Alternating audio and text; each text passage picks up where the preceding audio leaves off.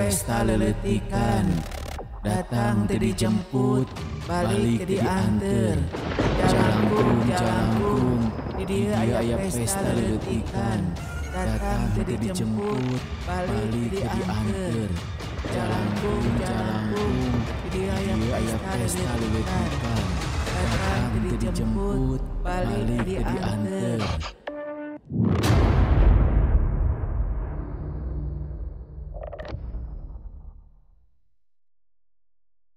Dina kahirupan sakapeung rasa penasaran leuwih gede tibatan kawani. Ceuk paribasana ayeuna urang aya di zaman anu geus modern, tapi ngeunaan hal goib jeung mistis mah moal bisa leungit dina kahirupan sapopoe urang. Sagala rupa anu geus jadi kebiasaan ti karuhun urang, nah eta mitos atawa keyakinan masih keneh loba anu migawe ku sababaraha jalma dina zaman kiwari. Saperti naon hal anu kungsi kaalaman ku kuring. Sebut we ngaran kuring Jupri. Boga hiji pangalaman anu kungsi kaalaman ku kuring. Di mana kejadian ieu kaalaman basa kuring nincak umur ke 18 tahun. Anu di mana kuring harita teh geus lulus sakola. Anu tuluy maksudna rek neangan gawe. Hanjakal kuring lainna fokus neangan gawe, malah loba ulin jeung babaturan kuring. Maklum harita keur meujeuhna lenger jeung loba hayang nyaho. Kuring jeung babaturan teh teresep pisan kanu hal anu goib-goib. Kabeneran kuring teh lulusan SMK jurusan teknik motor. Tapi keur harita mah kuring jeung nu jadi babaturan teh kaasup pangangguran. Tapi sok sanajan jadi pangangguran, kuring jeung nu jadi baturan teh malah resep kana ulin.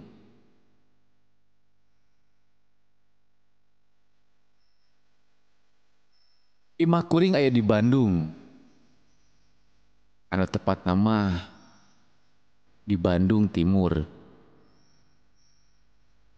Kuring teh cicing masih kene jeung kolot-kolot kuring. Boga hiji lanceuk awewe jeung adi lalaki anu umurna karek 6 tahun.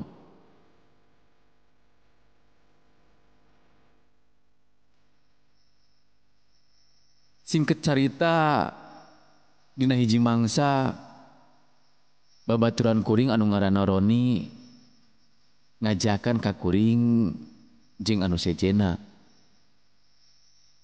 nyaeta nyobaan kaulinan anu teu ilahar keur jalma umumna. Main jalangkung. Awalna kuring nolak. Tapi nolak sote kusabab boneka jalangkungna. Ngan babaturan kuring anu ngaranna Mulyadi boga ide.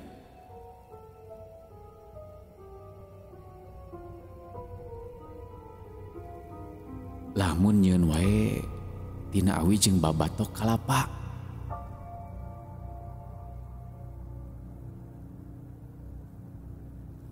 Ngadengi siga kitu mah kuring ge ngahayukeun kana eta ajakan. Kusabab kuring ge hayang nyobaan. Bener henteu. Lamun urang ngondang eta jalangkung teh bakal ngadatangan.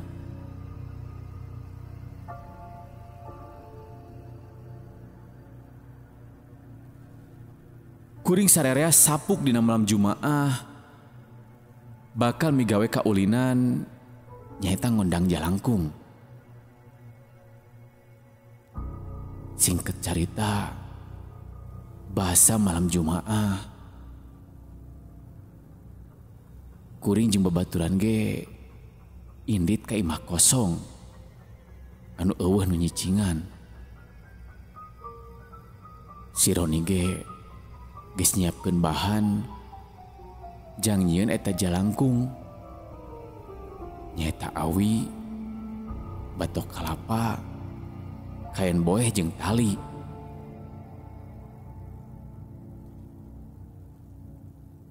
Atuh kuring jeung si Mul oge nyieun heula eta boneka jalangkung teh.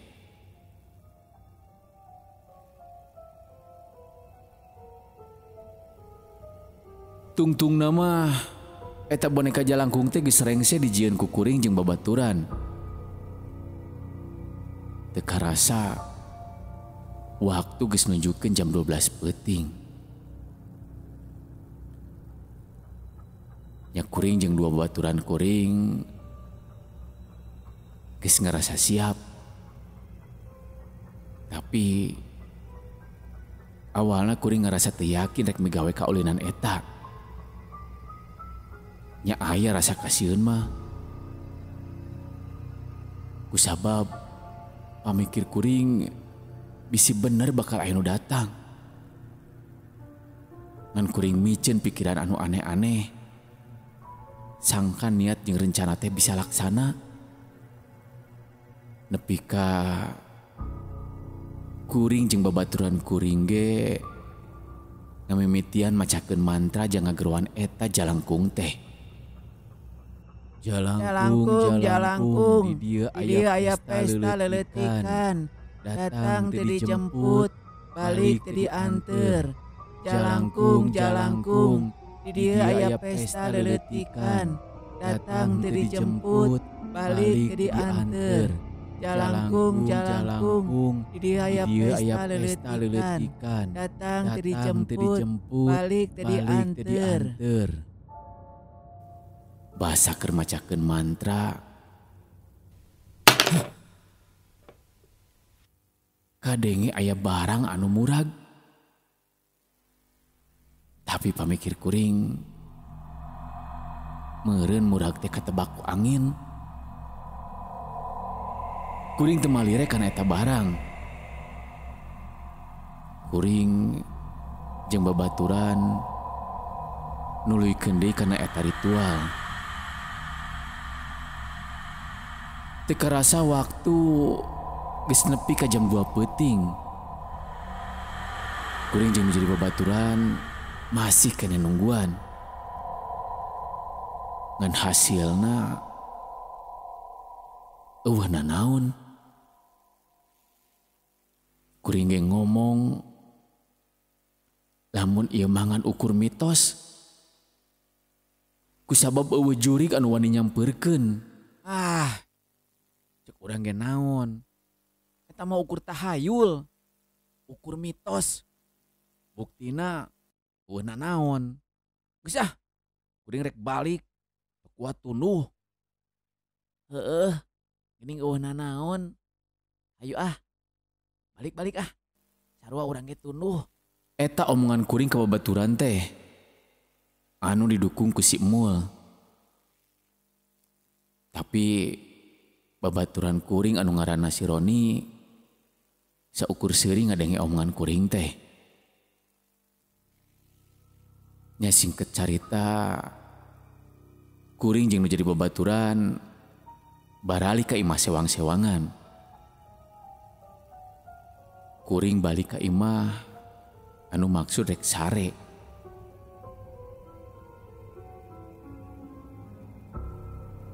Sanggeus asup ka jero imah, nya kuring tuluy asup ka kamar.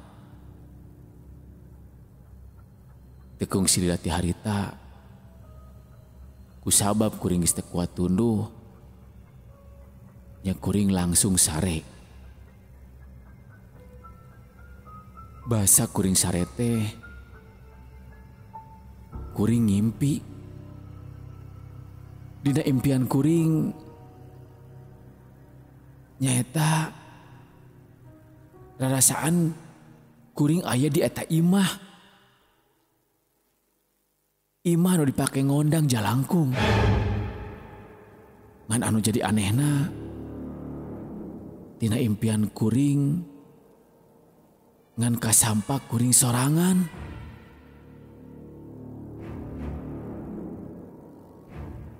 Tuluy kuring ninggali lamun aya jalangkung di hareupeun kuring anu kaayaana nangtung sorangan. Eta jalangkung nangtung dina luhur tehel. Kuring rada soak lantaran nah eta jalangkung bisa nangtung sorangan. Nya nepok kitu antungna kuring ge lumpat ka salah sahiji kamar di eta imah. Barang asup ke jero kamar. Kuring nempo lamun di dinya teh aya dua babaturan kuring anu keur sare peureum tapi bari diuknya rande. Dihudangkeun ku kuring teh maranehna teu hudang-hudang. Saking kureuasna kuring labuh sabari kokosehan ka tukang anu dicampuran ku pinuh ku rasa kasieun.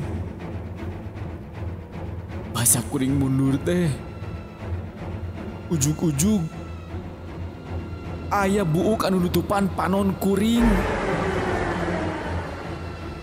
Kaayaana jadi poek mongkleng.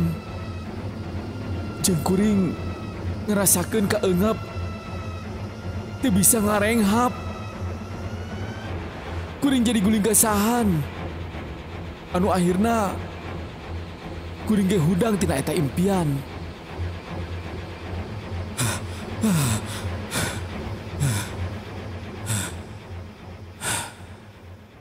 Kuring masih kene sieun kana eta impian teh. Can wani nuluykeun deui sare. Kusabab kuring sieun kajadian impian pikasieun teh kaalaman deui. Tekung silila kadenge sora notif tina HP anu tadi disada wae. Nya kuring ge muka eta HP. Sing horeng aya WA ti babaturan. Tuluy kuring ge maca WA ti babaturan teh anu di mana si Mulyadi ge ngimpi lamun manehna aya di imah kosong tadi. Pun kita oge si Roni sarua lamun manehna ge ngimpi anu sarua jeung si Mul.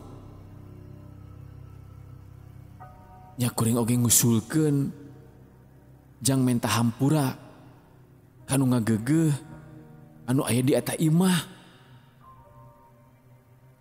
Antugna kuring jeung babaturan kuring teh harita keneh balik deui ka eta imah.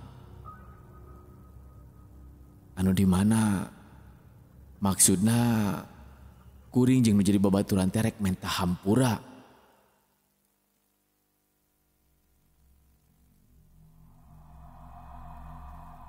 Bahasa kuring jeung babaturan kuring asup. Ujug-ujug astagfirullah. Lawang panto anu ku kuring diliwatan teh pantona ngageblug nutup. Timiti harita Kuring jeung nu jadi babaturan geus ngerasa panik. Katambah deui basa kuring ninggali keayaan aya jalangkung anu nangtung sorangan. Kuring geus panik pisan, kacampur ku rasa kasieun. Dan anu jadi pikasieuna nya eta ujug-ujug aya dedegan siga lalaki make pakaian bodas anu lempang ke arah kuring jeung babaturan kuring. Nepekayaan kitu si mul oge lumpat ka kamar anu aya di eta imah. Tekung silila si Roni oge lumpat muru ka gudang. 3 kuring sorangan anu teu bisa ka mana-mana. Alatan suku kuring teu bisa dioyageun. Eta lalaki teh katempona tina bajuna lamokot ku taneuh beureum. Tuluy buukna anu cawig-wig nutupan beungeutna. Kukuna anu panjang siga anu rek nyakar. Beungeutna ge geus teu mangrupa. Kusabab hancur siga tapak cilaka.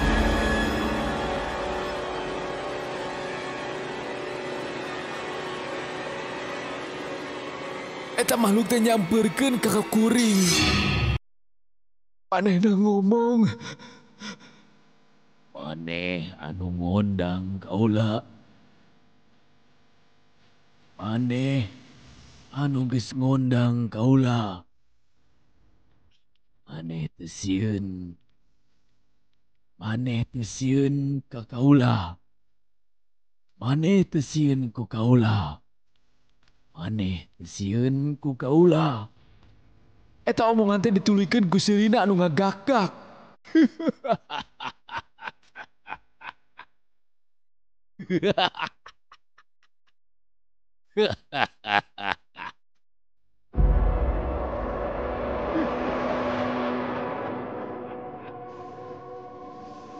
Pokayaan kitu kuring anu kur bisa babacaan. Meta juring teh nyingkah bari leungeun teh eureun uyup ayap ka handap. Sangkan dipake jak samanggi-manggina keur maledog eta makhluk. Bari kuring meremkeun panon. Kusabab ngarasa gila nepo beungeut eta makhluk.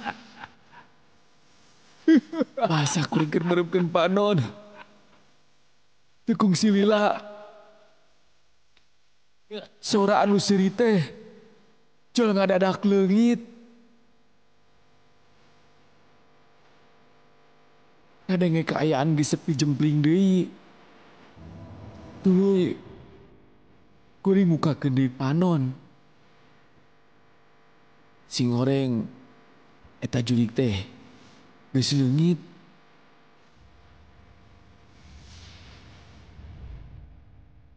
Mantina beuheung kuring teh aya rasa kapeurih. Sing horeng aya tapak pohak saeutik siga tapak ramo jeung siga tapak beuheung kuring dicekek. Nya kuring ge ngomong lamun kuring menta hampura geus ngalaworakeun. Tuluy dituturkeun ku baturan kuring anu lumpat di kamar jeung gudang.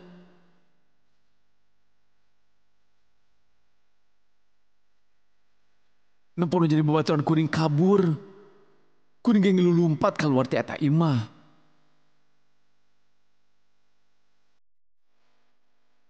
Kaisukanana si Roni bebeja. Lamun manehna siga aya tapak pohak tapak si anu nyakar tina tonggongna. Beda deh jeung si Mul. Sapra kejadian harita, manehna jadi cicingeun, loba hulang-huleng. Tina kejadian eta, anu ngabalukarkeun kuring jadi sieunan. Tapi ka ayeuna, kuring teh hayang deui migawe kaulinan anu urusanna jeung nu goib. Komo deui anu ngaranna jalangkung.